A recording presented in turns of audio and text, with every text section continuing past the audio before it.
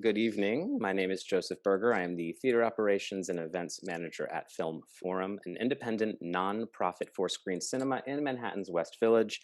We're now in our 51st year. I'm speaking to you all live from our offices on West Houston Street. This is yet another virtual event we are hosting until we can return to live events at the theater. So first and foremost, we wish you all health and happiness at this time. Tonight's discussion is on the story of A 3-Day Pass, the first feature film by Melvin Van Peebles, made in France and based on Melvin's novel La Permission. Harry Baird plays Turner, an African-American soldier stationed in France, who's granted a promotion and a 3-day leave from base. He heads to Paris and finds whirlwind romance with a white woman played by Nicole Berger. Channeling the brash exuberance of the French New Wave, Van Peebles creates an exploration of the psychology of an interracial relationship, as well as a commentary on France's contradictory attitudes about race, that it's playful, sarcastic, and subversive, a film that could have never been produced in Hollywood at that time. Film Forum is proud to present a new 4K restoration of the story of A 3-Day Pass. You can watch it on our virtual cinema platform or at filmforum.org, or come on down to our theater on West Houston Street, see it on the big screen. It looks gorgeous. I'd also like to add that in 2012, the Directorial family gave a generous gift to Film Forum and named our lobby the Melvin Van Peebles Space. I'm excited to welcome our guest moderator tonight, Ashley Clark. Ashley is the Curatorial Director at the Criterion Collection. Previously, he worked as Director of Film Programming at the Brooklyn Academy of Music, and he has curated film series at BFI South Bank, the Museum of Modern Art, and the Smithsonian National Museum of African American History and Culture, among many others. He has contributed writing to publications including the New York Times, Film Comment, Reverse Shot, Sight and Sound, and The Guardian. Ashley, I can't think of a better person to talk about this film with Mario, so we're really thrilled to have you. Thank you so much. Thank you for the lovely introduction. I'm coming to you live and direct from my bunker in Edison, New Jersey. Well, it's great to have you with us tonight. Very, very happy to be here. Now, our guest, Mario Van Peebles, is coming live from the rooftop of the Chelsea Piers. He's watching the sunset even as we speak. Mario is an actor, director. He's a producer and writer. Mario was born in Mexico and grew up traveling with his parents between Europe and the United States. Mario is perhaps best known for directing and starring in the 1991 hit New Jack City. Mario also wrote, directed, and acted in the 2003 biopic Badass, based on the true story of his father, whom Mario portrays. More recently, he directed the films USS Indianapolis, Men of Courage, and Armed. Among his television directing credits are 21 Jump Street, Empire, Power, and Superstition. And I think Mario's feature film debut as an actor is in his father's groundbreaking feature, Sweet Sweetback's Badass Song. Can you confirm that, Mario? That's what I thought until my father proved me wrong. Oh dear. We did a talk show and he came on as a surprise guest and showed me the first film that I was ever in when I was 2 years old, in a short he did called Sunshine. Wow. And I had no idea, so there I was. But it's kind of like growing up on the family farm. You grow up in the Van Peebles family, you're going to be a part of filmmaking somehow, some way. Well, I also want to add that the new restoration we're showing of the story of A 3-Day Pass by Indie Collect was developed in consultation with you, Mario, and was made possible with support from the Hollywood Foreign Press.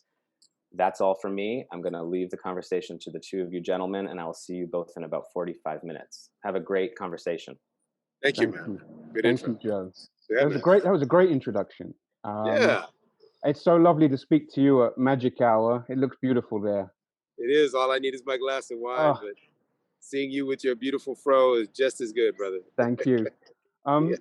Watching this film again recently, Story of a 3-Day Pass, it struck me that it would be as fresh, original, funny, daring, all the adjectives, if it was made today.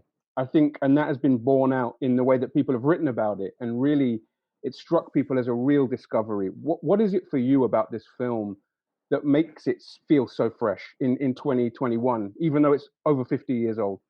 It's interesting because, Ashley, I saw it for the first time in a while as an audience member a few days ago at Film Forum.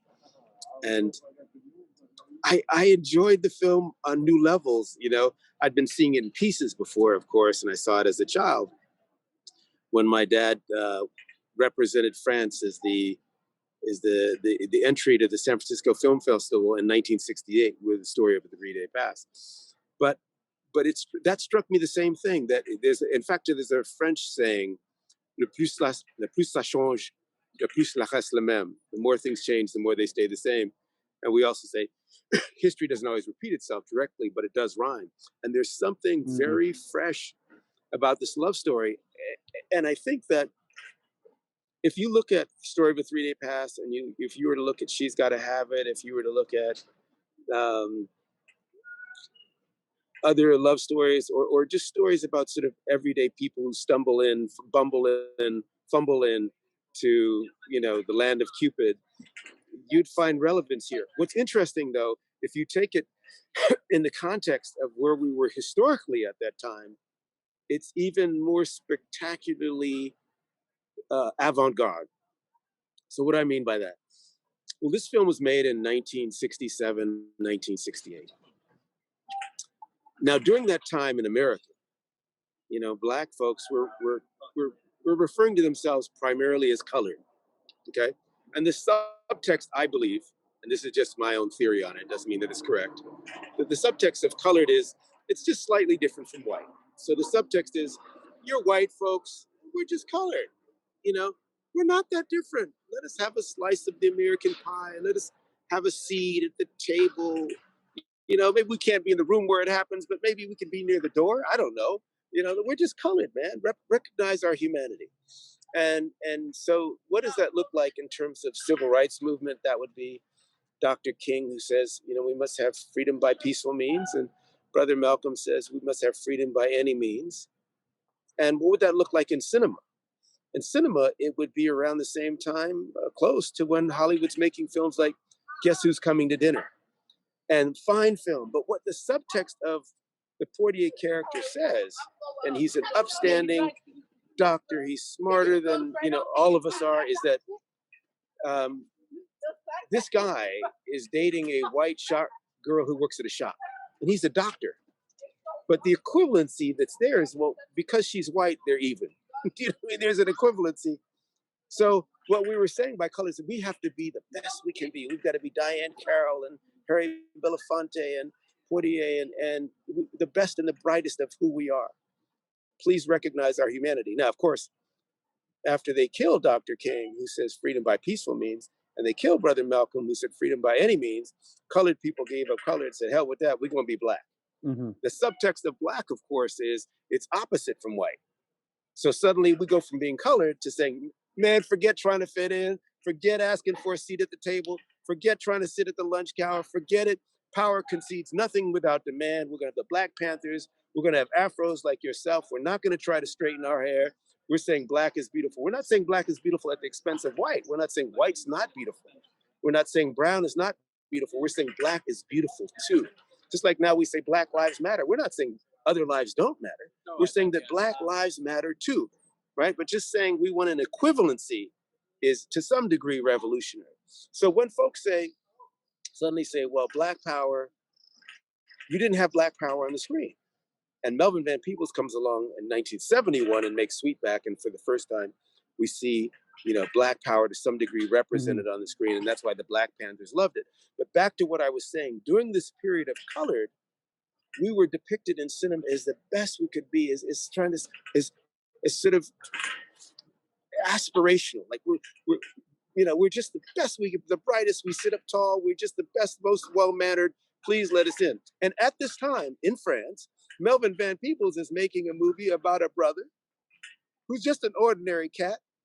He bumbles, he stumbles, he goofs off, he's trying to meet a girl and get laid and do all this stuff, the ordinary stuff.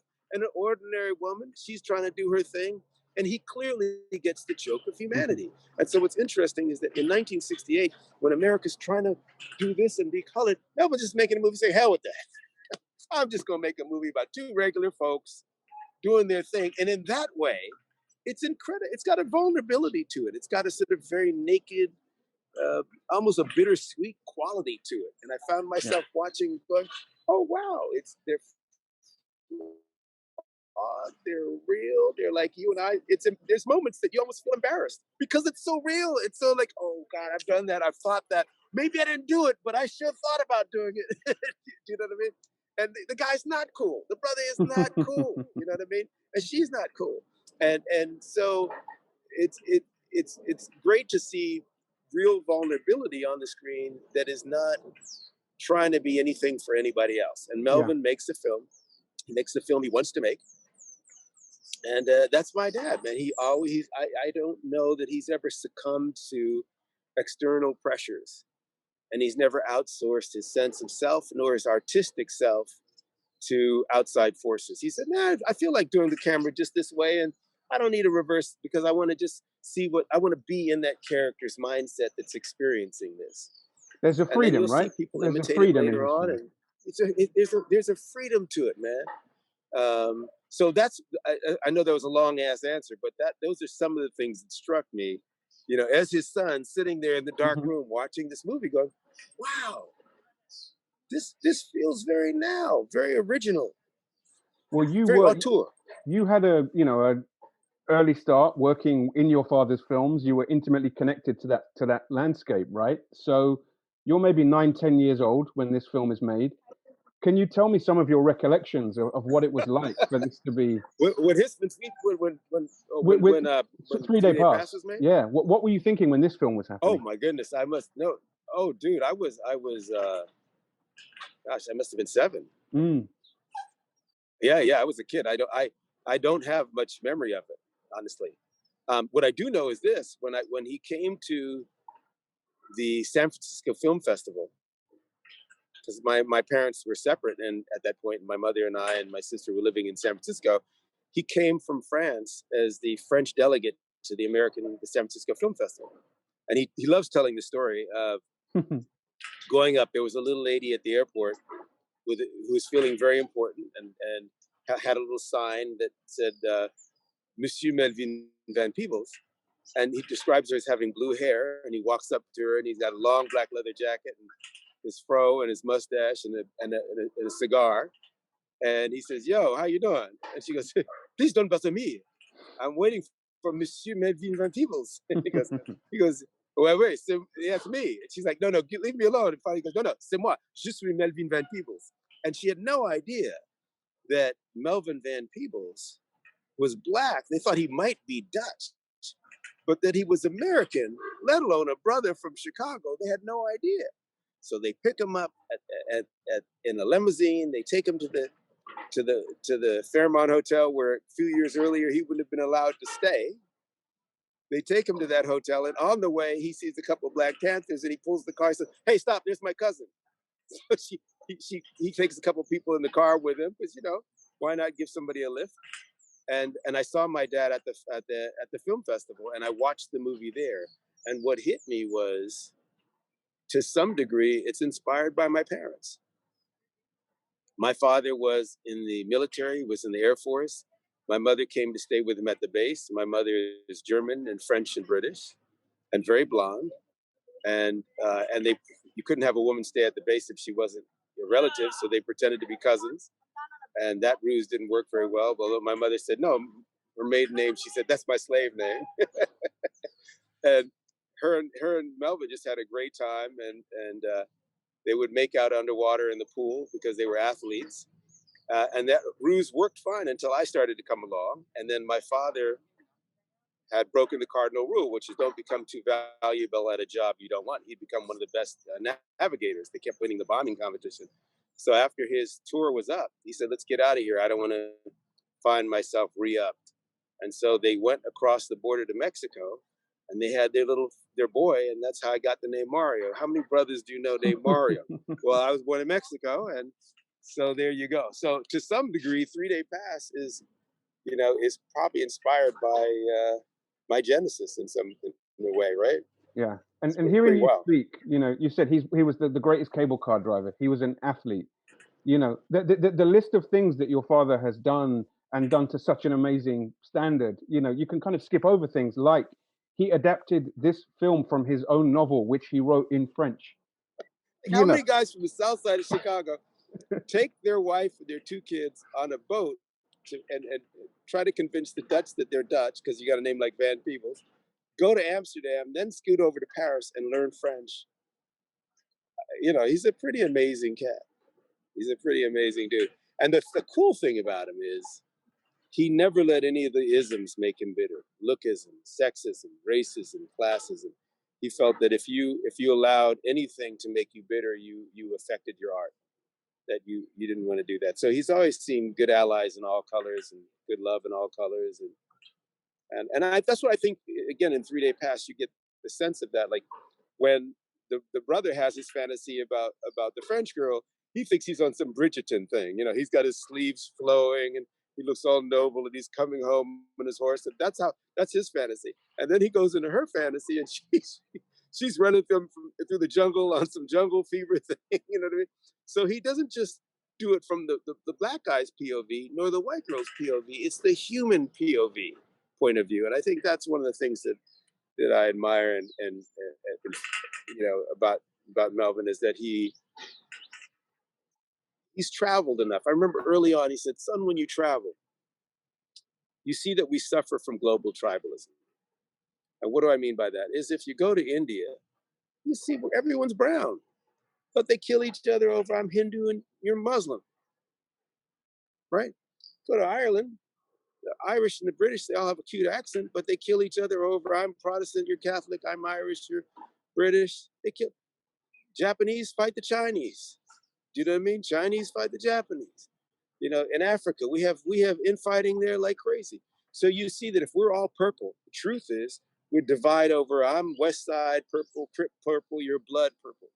We are wired to get along and understand in groups. Here's the thing, where everyone knows our name. How many people could really all know your name, like on a first name basis? 50, 100, maybe the size of a crew. But beyond that, we otherize. If it gets to be, look, if I go to school, watch this with your kids. Your kids go to a school with 5,000 people, right? What happens? They can't hang out with 5,000 people. They hang out in a clique of, we're the athletes, we're the emos, we're the book club, right? So they get a smaller group, that's their tribe. And then they otherize why their tribe knows the answers. We're somehow better than the other tribe. Our tribe knows what happens when you die.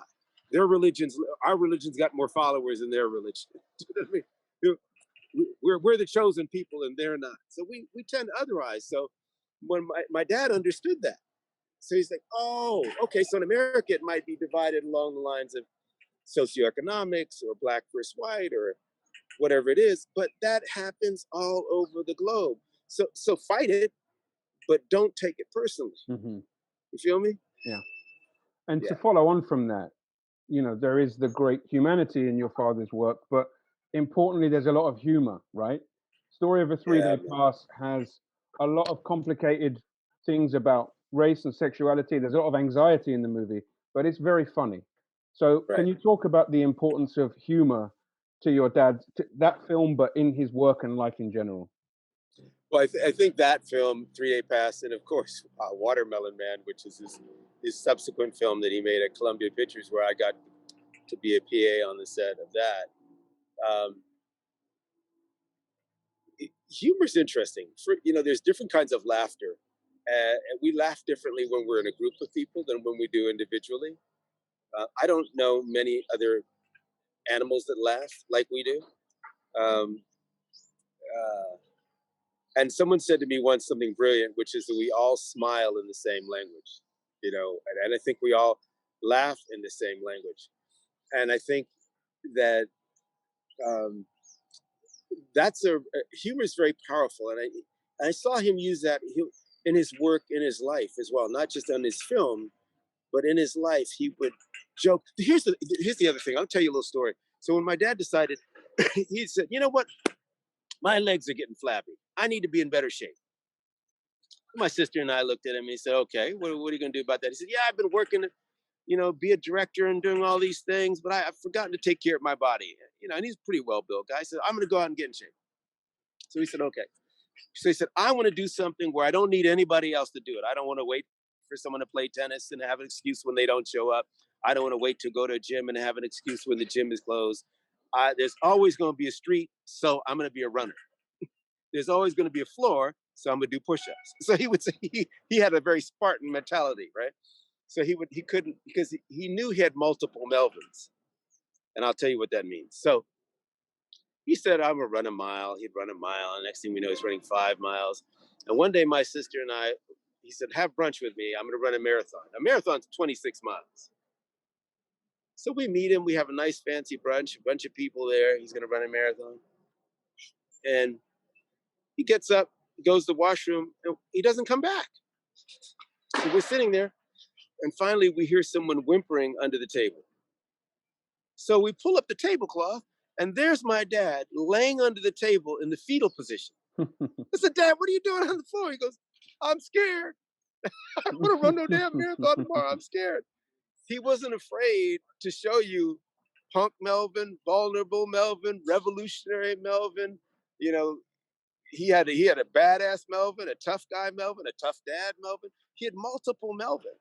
And so what was so cool about growing up with that kind of energy from a Black man was I grew up with a Black man who was a boss, who could love and enjoy people of all colors, but could also embrace all his multiple Melvins, so that when later I saw my wimpy Mario, it wasn't foreign to me. You know, when I felt fear, it wasn't foreign to me. I remember once my dad and I went to a lawyer, and he was going to raise money for a movie, and the lawyer said, Melvin, can I talk to you alone for a minute? Melvin said, no, whatever you have to say to me. I was about 18. You can say in front of my son. He said, really? He said, okay, I'm just going to say it then. You want to raise money for this movie. But what if you fail? Your son's going to see you fail. And my dad said, damn right. He better, he don't see me fail and learn how to get up. He's going to be in trouble, because life ain't always going to be winning. Do you know what I mean? So he was okay with failure. He was okay with, yes, I'll get knocked down, but it's not how many times I get knocked down. It's how many times I get up. And I think that's part of his spirit, is that I'm not saying I can do it better, but I'm not going to give up. I'm not going to say that I don't feel pain, but I'm not going to let it run me. I'm not going to be defined by what I've experienced. I'll be revealed by how I deal with it. That's a powerful cat. And I'll laugh with it and make it fun. I love the idea of multiple Marios, because it comes through in the and multiple Melvins. You know, it comes through in the films. They all seem to fit together. They all have, even though their tones and styles and subject matter is in different places, you can really feel that thread. Thank you, brother. Yeah, even in the scene where he's talking to himself in the mirror in 3 Day Pass, you know what I mean? Yeah. And I took that scene, and when I did Badass, where I played Melvin, I said, okay, let's have his biggest detractor will be the naysayer, the self-doubting Melvin. And so in when I did Badass, the Melvin that doubts comes over and sort of says, who do you think you are? You're never going to get this done. How are you going to pull this off? Yeah. I wanted to just remind the audience out there, if you want to submit questions, please feel free. I'd love to share some of your questions with Mario. I wanted to move on to music briefly. And I had to give a shout out to your father's band, Laxative, named so because they make shit happen. So again, you see, there's the sense of humor. It's you know what I mean. His company is called Yeah, right? So you can pick up the phone when people call and go, yeah. When he was at Columbia Pictures, they were putting his name on the door, and they were very happy to have their first Black director and put his name on the door. This was a big moment, and he didn't have his name put on. He had them put on HNIC. And the guy comes over and says, what's that? He goes, head nigga in charge. That's what he made them say it at Columbia Pictures, man. So that people come by, oh, Melvin here. And they'd be Jet Magazine would come to do an interview, and they'd go, and look here, we have our HNIC. Oh, dear. Let's keep moving. Oh, man. You must have just the stories, the stories, the memories. Man. It's incredible. Man, it's been lovely. And not just from him, but from my mother too. They are two free thinkers, man. Yeah. I'm going to move to an audience question here from Ben. What is your favorite shot in Story of a 3 Day Pass? Oh, that's easy. The one where the sort of Red Sea parts at the club where he meets the young lady, and in slow motion they sort of the sea parts, and he sort of glides forward you know, through the thing. If we've all wanted that to happen, you know what I mean? It's pre-Ferris Bueller's Day Off, you know. But I think that's a great shot. I think, but there are other shots too. But I think that's a he was making pretty designed cinema for a first film. It's got a lot of confidence. You know, there's a lot of chutzpah that Melvin. You know, yeah. I think there's a kind of a historical problem, and it still persists today in many ways. When people are talking about black film, they end up defaulting to talking about politics or representation, and sometimes leave out the craft and the form and the style. Right. And something about 3-Day Pass is the style informs all the politics, and it's all interconnected. But the style is amazing. So how did the style of the film and the craft, how does that strike you, and how did that influence you as a filmmaker? You know, it's funny. I don't know that it overtly informed me as a filmmaker, but oddly, I see some of it in my work. So I'd have to think about that, because I've played with some of those notions and shapes. And again, like I said, even in some of what I did with Badass, my film Badass, on my dad's making of Sweetback. But then I sort of leaned into more Sweetback, I thought, but there are bits of it that have that 3-Day Pass kind of bounce to it. That's an interesting thing. I never thought that I was, that's a good question. I've never really thought about, was I visually influenced by my dad's work? But I think part of it, I think the yes is in being daring. I think he, you know, and he demonstrates this in 3-Day Pass. Again, as a first film, that's a pretty courageous first film.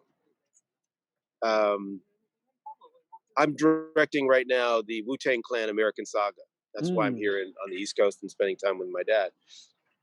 And I'll do things, and you know, and the good thing about that show is that each episode is its own thing. It's like its own film. And I'm working with RZA from Wu-Tang Clan and some great actors. But it allows me to do what I feel, and I don't. Sometimes I don't try to overthink something. I think I'll analyze a scene almost as an actor, or I'll feel it as what is the energy of it from the inside, and versus I'm just trying to move the camera to be cool or doing something, you know, here or there. It depends on the energy of the scene. I wouldn't direct New Jack City the same way I would direct Badass, or the way I did Roots, or the way I would do Wu-Tang Clan. You know what I mean? So I think in that way, I'm true to what I feel the energy of it is, and I think that's something that my father has done pretty consistently. And thank you. And to keep on that theme of influence and inspiration, you know, do you have a sense of what your father was really influenced by? It doesn't have to be film, but like what was his kind of guiding lights artistically? You know, it's pretty broad. I think a good way to answer that is, I know what he was interested in. There's a great documentary on him called "How to Eat Your Watermelon in White Company and Enjoy It." It's great. And there's another documentary that he did called Classified X, where he goes into the evolution of Black folk in American cinema from, you know, Birth of a Nation on up. And it's really smartly done. And I mean, once you see it, you go, oh, wow, you'll see things positioned in our zeitgeist that you weren't really aware of. So he's got, you know, he watched everything from Kurosawa to, but he was interested in Three Penny Opera. He was interested in theater. He also had said that he felt later that American music, you know, had been sort of co-opted by rhythm and beat, and unlike some of the songs he was hearing in Europe, didn't speak to the man in the street. And he was interested in telling the story of ordinary people. And I think that's a commonality in some of it. Look at Sweetback. It's like these are the what Marx would call the great unwashed, the lumpen proletariat. And he was interested in the stories that sort of elevated and looked at the common man. And I think that's what you see in 3-Day Pass as well. So I would think he was, but in the art and the poetry of that, seeing the beauty in that too, not just saying, not, you know. So I think in that way, it's almost like, I think to some degree, maybe Bob Dylan did a little of that, where you how you doing, man? Where he would, I'm out with the peoples. You see what I'm saying? Got to be out here with the peoples, man. It's real, baby. That's the praxis. That's how it's done. Yeah. You talk about it, you teach it. Yeah. So he was interested in those stories of all of us, and I think that's what's that great Kipling thing? Talk with the crowds, nor lose your virtue. Walk with the kings, nor lose the common touch. If neither loving friends nor foes can hurt you, and if all men count with you, but none too much. If you can fill the unforgiving minute with 60 seconds of distance run, yours is the world and everything in it. And which is more, you'll be a man, my son. Be able to talk with the crowds, nor lose your virtue, and walk with the kings, nor lose the common touch. That's Melvin. I feel like a conscientious moderator would end it there, because how could you improve upon that? That was beautiful. A little Kipling, right? But I am going to ask you one more question. Please do, brother. We began with talking about you seeing the film now with a new audience and a new appreciation of it. But another audience question: what has the experience been like you to consult on the restoration and to see this film brought back to life and cleaned up and looking so beautiful? Well, Indie Collect, Sandra over at Indie Collect made it very easy. And so Melvin got to weigh in, I got to weigh in. We didn't want it to be a perfect, we wanted to still have its filmic qualities. And there's some imperfections in film that we like. And so we wanted to keep it a balance and make sure that it still had its flaws. It still can be a little bit raw at times. And we were okay with that. But he got to be there for it. He got to see it, and that's great. So, what's that thing? Am I my brother's keeper? Yes, I am. Well, am I my father's keeper?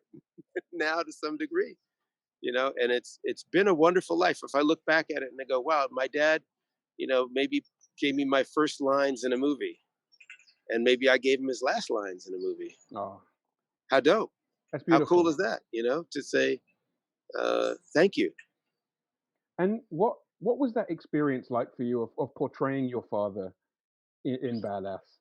Brother, it was like psychotherapy on celluloid. Playing my dad in Badass. My dad had made Sweetback. He was writing it, directing it, producing it, and acting in it. And when I did Badass, I wrote it, directed, produced it, and acted in it. It could have gone horribly wrong. If you think about it, if it went horribly wrong, I would probably be getting to talk to you today. But first of all, I have to tell you, the idea from it came from Muhammad Ali. I was on the set. Yes, Malcolm X. My father had interviewed Malcolm X when he was in Paris. And I had gotten the opportunity to meet with Michael Mann and talk about playing Malcolm X. And after I met him and we talked, we decided to move forward. And Malcolm X's daughter worked with me to humanize her father, and my two daughters played Malcolm X's daughters. And I was on the set, and Muhammad Ali would come down to the set and he would clown me. And he would come down and say, Van Peebles, if you were any smarter, I'd enjoy your company, boy. And then he said to me, look, if you could do a movie about, the greatest or the first Black Power athlete, other than maybe Jack Johnson, Muhammad Ali, you could do a feature about him. Could you do a feature about the first Black Power film director, Melvin Van Peebles? And why not? And I thought about it. I said, wow. And Michael Mann was there directing, and Michael Mann said, listen, I remember seeing Sweetback in Chicago at the State and Lake Theater, and people were reacting to it like it was a boxing match. And he took his wife to see it. And Michael Mann came on when I decided to do Badass as the producer. So the idea for Badass came from the greatest, and Michael Mann came on to produce it. And playing my dad in that was such an interesting thing, because I was playing what used to be my position on the chessboard, that in this life, I've gotten to be the kid, and then the father, and then probably one day the grandfather, So if you're lucky in your life, you get to live all these different roles. You get to be the child, you get to be the parent, you get to be, the grandparent. And that's the beautiful, the justice in it. And then of course, it's like my dad used to say, I would do something and he already knew where I was going to go. I said, wait a minute. He said, hey man, I've been 15, I've been 14. You ain't never been 40. You know what I mean? That's how I know. There's no comeback to that, right? What do you say? There's a great Mark Twain quote where Mark Twain says, "All my life, my father was an idiot, but at 21, he was a genius." Meaning that now at 21, I realized he was a genius. And it's kind of a little bit of that when I saw 3 Day Pass the other day. Now as an adult, I'm going, that's a pretty good movie, man. As a first movie, wow. If I saw that today, I'd be like, who is that filmmaker? We need to hire that guy. He's good. This dude is good. You know, and you happen to have shared genealogy is pretty wild. So we have a little DNA thing going. But to play my dad under those circumstances was amazing. I found that I was way closer to him and sometimes more like than him than I ever wanted to be. There was even a scene where he's directing Earth, Wind, and Fire. And my dad has this habit of making noise. He'll hum and make noise. So he doesn't finish the sentence sometimes. He go get this. And that means, oh man, you think you're gonna be a Carnegie Hall lifting up your tail? I just keep on keeping on. And nobody knows what he says, but I actually speak Melvin, so I do know what he means. And I find myself doing that.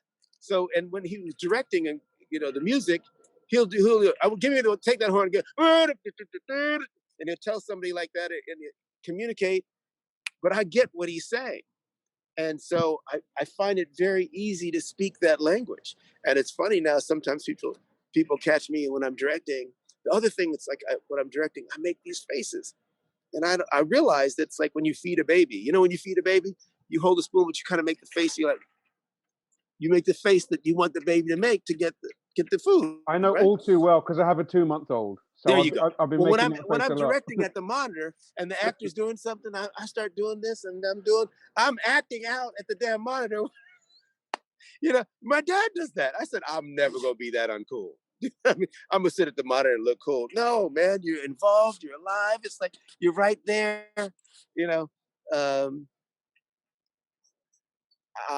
There's things I thought I would never say that I understand, having lived it and walked it a little differently.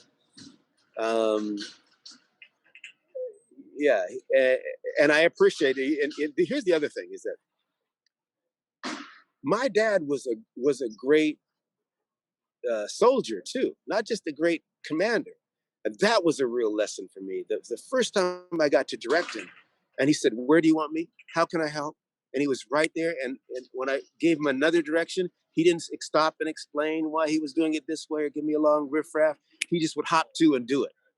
He could see what I needed before I needed it. And I was amazed at what a good assistant he could be to me. That's dope. To be able to learn and work with your kid and say, here's the hat, you take it. When we did we did the movie on the Black Panther Party, okay? He wrote it and produced it. And I directed it, produced it. And we had an agreement. If people liked the movie, he credited his writing, overcoming my mediocre directing. And if people liked it to me, I credited my directing, overshadowing and bringing up and enlivening his mediocre writing.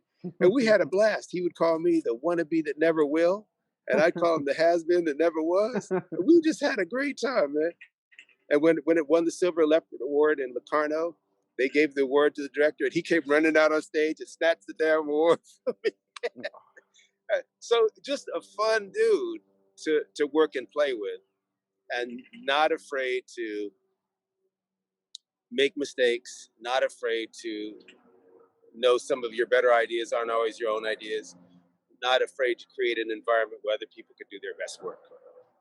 Yeah. Thank you for that answer. That was beautiful. Yeah. So nice to hear that. I have one more audience question. We've got time for one more. Before you do that, I got to show you this sunset, man. Just look at this sunset. Isn't that pretty? Oh, wow. Yeah. Like the question's just gone out my head. Uh-oh, sorry. I want to get out there. I want to get out in the world.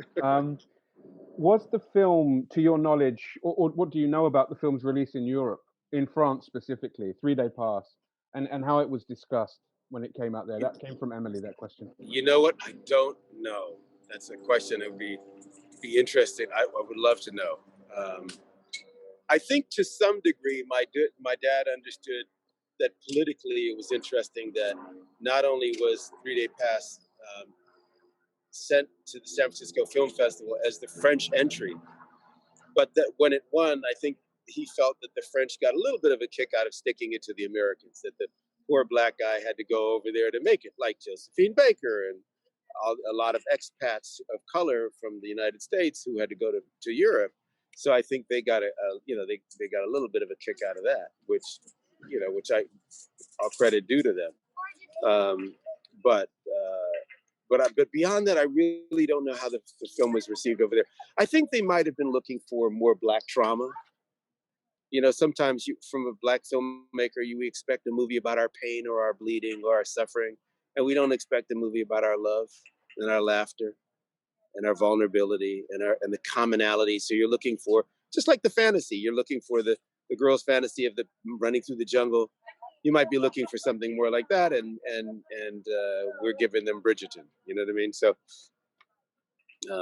by the way, I'm not going to say you sound like the brother, but I'm just going to say, man, you're probably getting a lot of dates right now. You didn't say it, but I understood it. Again, not as a father of a 2-month-old. The dating game is done now. Okay, that's true. That's have to be clear about that. true. I'm going to let you enjoy the sunset momentarily. But if there's one thing that you want audiences to take from Story of a 3-Day Past, what would it be? I think I think just enjoy it as a film. That Melvin Van Peebles made it with love. He made it with love for humanity, not necessarily romantic love, but just a love of people. Like the scene, and look at the grace when they jump in the scene, and no spoiler here, when they climb up in the cart with the gentleman who's got the cart and the horse and the hay, right? And they climb up in that cart, and the guy says, "Hey guys," and they climb up in that cart, and it's starting to rain. And the guy says, "No," and he says, "No what? No, it's going to rain." Do you know what I mean? And no, it's just I'm not a philosopher. Do you know what I mean? I think that they're great scenes that you don't know where they're going to go, where someone just deals with you as a human being. So yes, you'll have certain people who react and have a thing on race or not, but you also have people who are just responding to you as a human being, and there's a beauty in that. And I think that's the beautiful thing with 3-Day Pass. You just get someone enjoys the joke of life. Yeah, that's a lovely way to put it. And with that, I think maybe Joe, if you want to come back in. Mario, I have to ask, did your dad end up running the marathon? Not only that, I think he did pretty good, and he did multiple marathons. Nice. In fact, later on, he would run out to the airport. He and his buddies would go, "We're running to JFK." I'm like, "What do you mean? You're running to?" And they'd run to the airport. Whose dad does that? Multiple Mario. And by the way, marathon. he still runs. He says he still runs fast. It's just that things go by slower. That's great. Well, with that, I will thank the both of you gentlemen. This was fantastic. I mean, it really was a pleasure. The movie's great. Thank you for all your work, Mario. Thank you for doing this, Ashley. This was really, really a pleasure. Thank you. Thank you, brother Ashley. Thank you, man. Thanks for having me on, guys. Thank you very much. Thank you, Ashley. Hey, we'll see you soon. All right. Bye-bye. Bye-bye. Thank you. I'd also like to thank Janus Films, especially Emily Woodburn and Ben Crossley-Mara, and everyone on the Film Forum staff who helped put this event together, especially Adam Walker and Elspeth Carroll. If you've yet to see the story of a 3-Day Pass, please visit our website, filmforum.org. Our virtual cinema platform presents a dynamic selection of premieres, including documentaries, world cinema, and American independence, as well as restored classics. You can also visit us on West Houston Street to see the film on the big screen. Tickets are now available for in-person theatrical screenings. Stay connected to us through our newsletter on our email and our social media handle, Film Forum NYC, at Facebook, Twitter, Instagram, and YouTube. We will keep you up to date with additions to our virtual cinema events roster. Again, thank you for being with us tonight, and we wish you health and happiness. Have a good evening. All right, man. Bye-bye.